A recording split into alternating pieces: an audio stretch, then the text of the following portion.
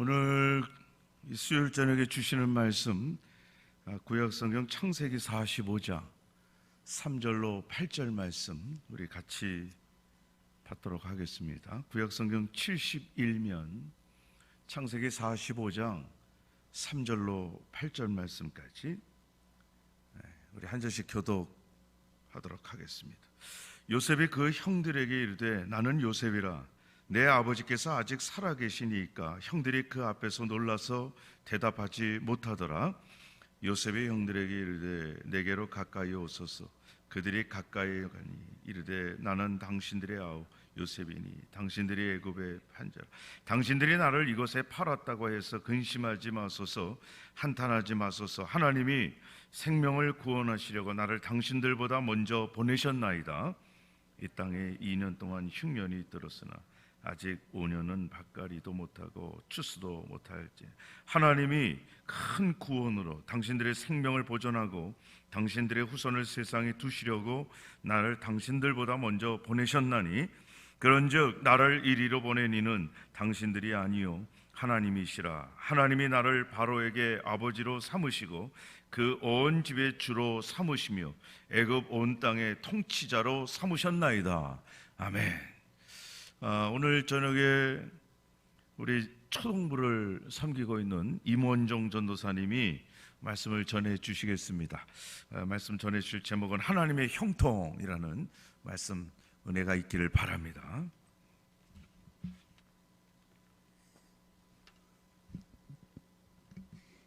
네. 제가 6학년쯤에 저의 친척 누나한테 기도 제목을 물어본 적이 있습니다. 근데 그때 친척 누나가 저한테 이렇게 말했습니다. 만사형통. 네. 친척 누나는 저한테 만사형통이라는 기도 제목을 내주었어요. 그리고 제가 평신도로 사역을 하고 있을 때 저희 팀원, 제가 공동체로 섬겼던 그 공동체원한테 물었습니다. 기도 제목이 뭐예요? 만사형통이라고 했습니다. 만사형통이라는 것은 믿는 자든 믿지 않는, 저희 친척 누나 안 믿었거든요. 믿는 자든 믿지 않는 자든 다 원하는 제목인 것 같습니다. 그렇다면 형통이 가지는 정확한 의미가 뭔지, 그리고 사람이 가지는 형통의 의미, 그리고 하나님께서 바라보시는 형통의 의미가 뭔지를 한번 알아보는 시간 됐으면 합니다. 먼저 형통의 사전적인 의미는 모든 일이 뜻한 바와 같이 잘 되는 것을 말한다고 합니다. 모든 일이 뜻하는 바와 같이 잘 된다. 사업을 하는 사람에게 있어서 형통은 돈을 잘 버는 거고요, 장사를 하는 사람에게 있어서도 돈을 잘 버는 거, 공부하는 사람한테는 성적이 잘 나오는 거, 그런 게 형통이라고 합니다. 그러면 성경에서 사용된 형통이라는 단어는 어떠한 의미를 가지고 있을까요? 성경은 형통을 사전적인 의미와 매우 비슷하게 정의를 하면서 또한 다른 측면을 얘기합니다. 성경에서 나오는 형통은 나무가 잘 자라다, 그리고 무기가 강해지다, 성공하다라는 게 단어적인 의미예요. 근데 이제 분명히 성경에서 나오는 형통의 정의도 이제 뭔가가 많아지고 번영하는 걸 얘기하는데 그 외에 다른 것들을 말을 하고 있습니다. 이제 그것이 이제 실제로 사용된 용례를 통해서 한번 알아보고자 합니다.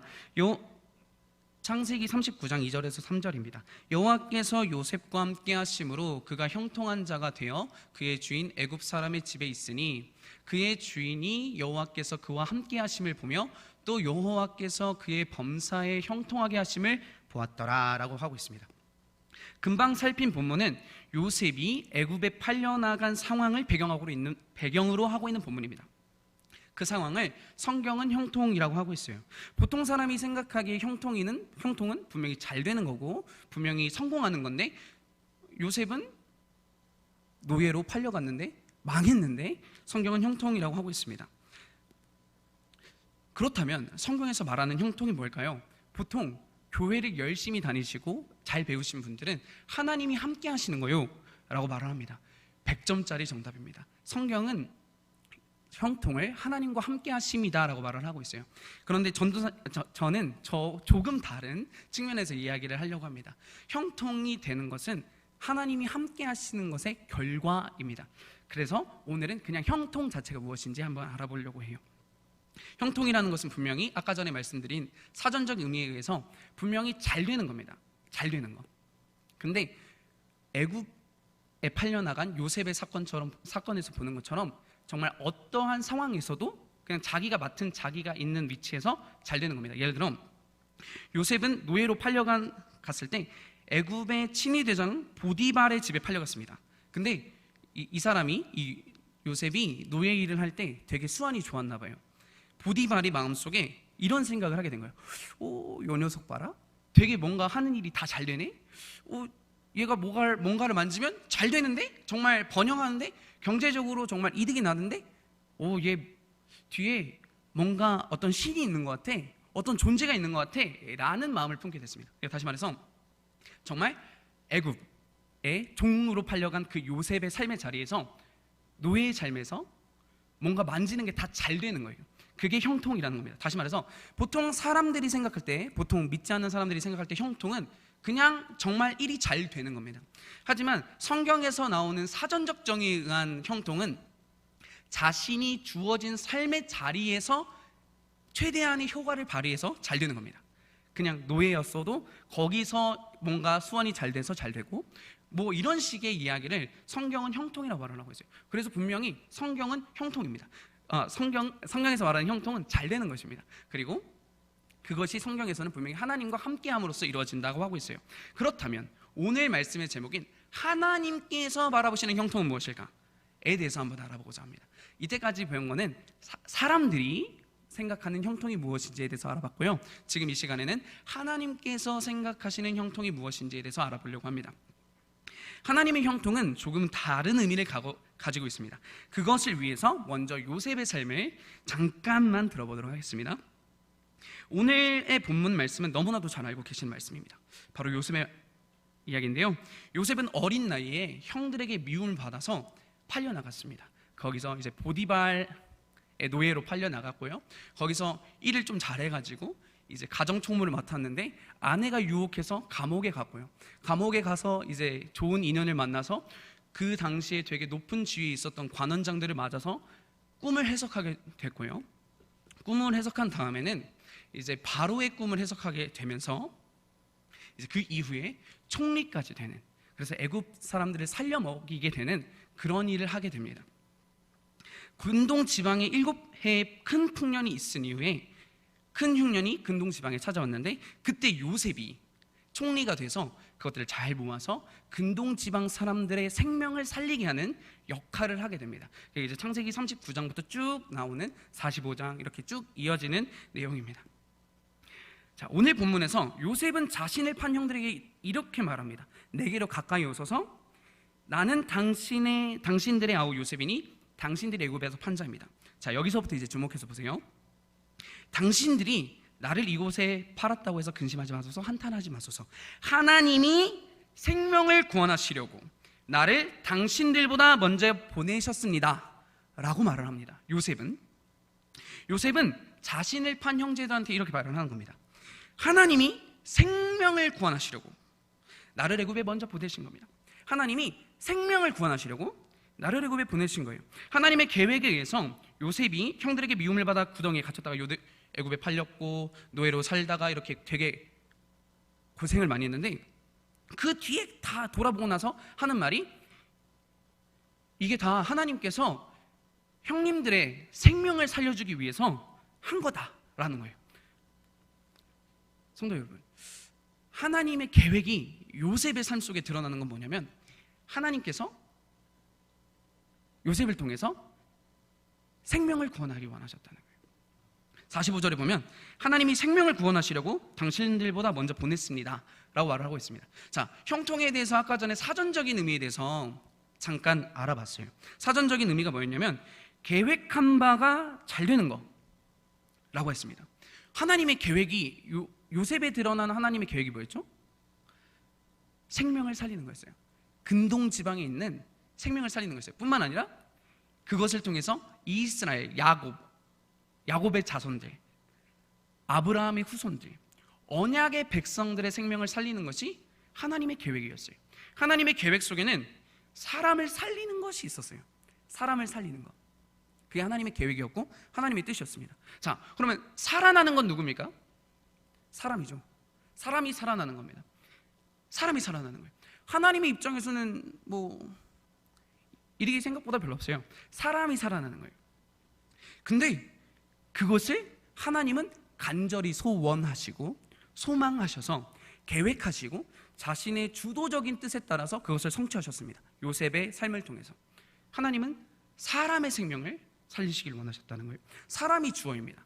사람이 살아나는 것, 그것이 하나님께서 원하시는 거예요. 예전에 군대에서 동상이몽 너는 내 운명이라는 프로그램을 본 적이 있습니다. 그 프로그램에서 볼 때 소희연 씨와 임교진 씨 부부가 나왔어요. 근데 임교진 씨는 소희연 씨 앞에서 사진을 찍을 때 되게 엽사 망가지는 모습으로 사진을 많이 찍었습니다. 그러자 소희연이 계속 깔깔깔깔 웃는 거예요. 그 모습을 보면서 소희연이 되게 행복해하는 겁니다. 그러다가 어느 정도 너무 엽기적인 사진을 찍으면서 자신을 웃기려고만 하는 것 같이 느끼자 소희연은 이렇게 말합니다. 너무 망가지지 마. 나 웃기게 하려고 너무 망가지지 마. 이렇게 말을 합니다. 그때 임교진 씨는 이렇게 말을 합니다. 너 때문에 그런 거 아니야. 나 때문에 그런 거야. 너가 웃는 모습을 보면 내가 행복해서 내가 이렇게 망가지는 거야 라는 말을 합니다.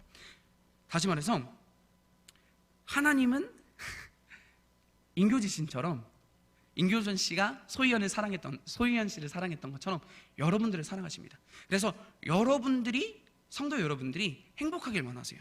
성도 여러분들이 살아나길 원하세요.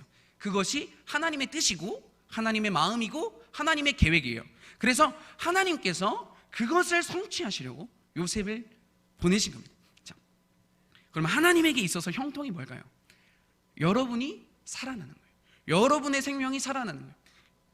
근동 지방에 믿지 않는 사람들까지 살아나는 겁니다.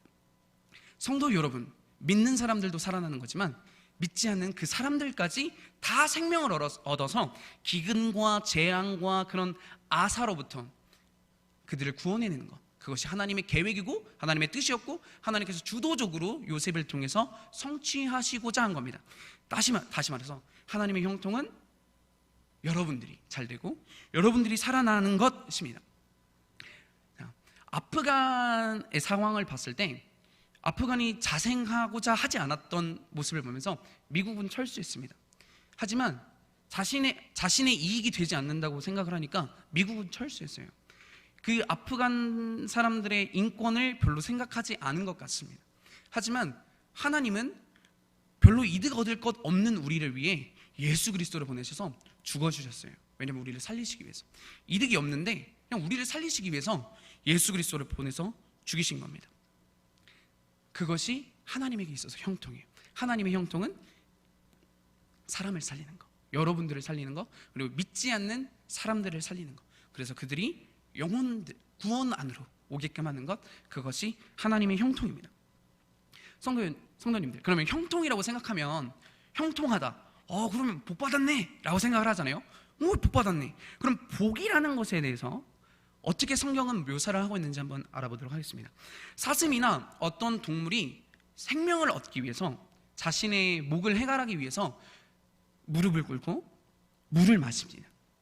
근데 그때가 제일 위험한 상황이에요. 동물의 왕국을 보면 야생 동물들이 그때 그 동물들과 그때 그 사슴을 잡아먹으려고 이렇게 득달같이 달려듭니다. 왜냐면 그때 가장 잡아먹기 좋은 때거든요. 근데 사슴과 그 여러 동물들은 자신이 그때가 제일 부족하고 자신이 그때가 가장 위험하다라는 것을 알아요. 하지만 사슴은 그렇게 합니다. 왜냐하면 살려고, 물을 마셔야 사니까 그렇게 합니다. 이게 복의 어원이라고 해요. 이게 복에 관련된 어원이라고 해요. 살기 위해서. 그러니까 다시 말해서 복이라는 것은 생명, 사는 것과 연관되어 있다라는 겁니다. 살기 위해서 죽음을 무릅쓰고 물을 마시는 거예요. 복이라는 것은 사는 것. 그게 어떤 영역이든 사는 것을 말해요. 경제적인 영역에서 사는 것을 말을 하면 번영하게 되는 것을 말을 하고요. 가정에서 말을 하게 되면 가정이 평안하게 되는 것을 말을 하게 되는 겁니다. 그냥 사는 것이라고 생각을 하게 됩니다. 하나님께서 아브라함을 부르실 때 이렇게 말씀하셨습니다. 너는 복이 될지라. 너는 복의 통로가 될 거야 라고 말씀을 하십니다. 다시 말해서 너를 통해서 이 세상 사람들이 생명을 얻게 될 거야 라고 말씀을 하십니다. 너를 통해서 많은 인류가 생명을 얻게 될 거야 라는 말씀을 하세요. 그 뒤에 요셉이라는 인물이 등장합니다. 요셉이라는 인물이 아브라함에게 하나님께서 약속하셨던, 하나님에게서 주시고자 하셨던 그 복, 생명을 얻게 하는, 살리고자 하는 것을 이루는 하나의 모델로서 등장합니다. 요셉은 근동 지방의 여러 사람들의 생명을 살리는 거예요. 기근으로부터, 재앙으로부터, 아사로부터 하나님께서는 자신의 계획하심에 따라서 생명을 살리시는 겁니다. 하나님의 뜻은 여러분들이 사는 겁니다. 자, 근데 이렇게 생각을 할 수 있어요. 에이, 영적인 생명을 살리는 거는 교역자들이나 하는 거지, 구원의 길을 얻게 하는 거는 교육자들이나 하는 거지, 저희가 어떻게 살아요? 라고 말을 할 수 있잖아요. 근데 여러분 이거 생각해 봤어요? 요셉은 제사장이 아니었습니다. 요셉은 직장인이었어요. 바로 애굽 나라의 일반 직장인이었어요. 조금 직위가 높긴 했지만 직장인이었어요. 그 직장의 부르심 속에서 요셉은 여러 사람을 살린 겁니다. 주변에 살리는 사람을 살리는 거였어요. 자, 하나님께서는 우리를 삶의 현장으로 부르셨습니다. 그것이 회사일 수도 있고요, 사업의 장일 수도 있고요, 학교일 수도 있고요, 여러 가지 장소입니다. 근데 하나님께서는 이렇게 말씀하시는 거예요. 너는 아브라함의 부르심이 있다? 복의 통로가 되는 부르심이 있어. 다시 말해서 생명을 구원하는 부르심이 있어. 그게 너의 부르심이야. 너가 서 있는 그 어떤 자리에서도 너는 생명을 구원하도록 최선을 다해 라고 하나님은 말씀을 하고 계신 거예요. 자, 그렇다면 질문 있습니다. 하나님은 어떠한 사람을 통해서 자신의 계획, 하나님께서는 어떠한 사람을 통해서 하나님의 뜻, 사람을 살리는 것을 이루실까요? 라는 질문입니다. 그건 요셉의 삶을 통해서 잘 드러납니다. 그것이 특히 39장에 잘 드러납니다. 보디발의 아내가 이제 계속 눈짓을 해서 같이 자자라고 했을 때 반응한 것을 통해서 말을 드러납니다. 뭐라고 말을 하냐면, 내가 어찌 이 큰 악을 행하여 하나님께 죄를 지으리까? 창세기 39장 9절은 말을 하고 있습니다. 요셉은 자신이 노예로 팔려 노예 일을 할 때 하나님을 의식했고요, 하나님이 자신을 버렸다고 생각할 수 있는 그런 낮은 처해진 상황에서 하나님을 생각했어요. 하나님을 의식했어요. 하나님 앞에서 죄짓기를 원하지 않았습니다. 보디발의 아내는 요셉과 자신 외에 집에 아무도 없다고 생각했지만 요셉은 그곳에 하나님이 계시다고 생각했어요. 보디발의 아내는 소리를 쳐야지만 사람들이 주변에서 들을 수 있을 정도로 혼자 있다고 생각했지만 요셉은 은밀한 소리에도 하나님께서 들으신다고 생각했던 겁니다. 요셉은 하나님 앞에 있었어요. 하나님을 의식했습니다. 그리고 그런 요셉과 하나님은 함께 하셨습니다. 그리고 그를 애굽의 총리가 되게 하셨고, 네, 사람을 살리셨어요. 그런데 요셉은 자신이 보디발의 집에 팔려가고 그의 집안에 있는 감옥에 있고 뭐 이렇게 계속 진행이 될 때 자신이 생명을 살리게 될 거라는 계획을, 하나님의 계획을 알았을까요? 하나님의 뜻을 알았을까요? 저는 나중에는 알았다고 생각합니다. 근데 그 삶을 살아가는 동안에는 몰랐을 거라고 생각을 해요. 요셉은 하나님께서 자신을 어떻게 부르셨고 어떻게 이끄시고 어떻게 사용하셔서 뭘 하실지 몰랐어요. 그냥 요셉은 자신에게 주어진 일을 열심히 했습니다. 보디발의 집에 팔렸을 때 그냥 노예 일을 열심히 했어요. 그래서 가정총무로 삼았고요, 그냥 열심히 자신의 일을 한 것뿐이에요. 하나님의 계획하시면 몰랐습니다. 그냥 열심히 했습니다. 그러자 하나님의 시간이 되자 하나님께서는 꿈꾸는 자 요셉을 꿈을 해석하는 요셉으로 바꾸셔서 여러 사람을 살리는, 하나님의 계획을 실현하는 통로로 삼으셨습니다. 우리도 하나님의 계획을 모릅니다. 삶의 현장에서 열정적으로 그 일을 할 수 없죠. 내가 살고 있는 이 상황이 하나님의 계획을 이룬다는 것과 사람을 살리는 하나님의 계획을 이룬다는 것과 무슨 상관이 있지?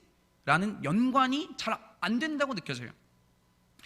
근데 하나님은 그 모든 가운데 그냥 하나님 앞에 있다 보면 하나님께서는 자신의 뜻을 따라서 사람을 살리는 그 길로 인도하시는 것 같습니다.